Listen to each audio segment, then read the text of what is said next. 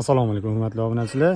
Navbatdagi gazurugimiz Farg'ona viloyati Marg'ilon shaharda, ya'ni Eshongizarda. Xudo xolasa o'ta go'zal chiqdi. O'zingizlar ko'rib bahosini beraverasizlar.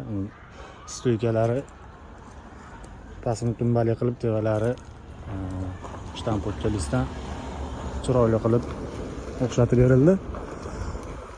Tevasini bo'lsa leksan bilan yopib berilgan. Endi xuddi shu xonadonga ichkariga shu kiraverishga lazer fasondagi navigatsiya berilyapti. Bu ham xudo xolasa chiroyli chiqadi.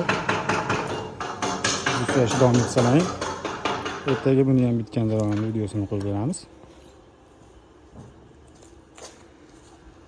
Bolalar mehnatda. Sog' bo'lasizlar, salomat bo'lasizlar.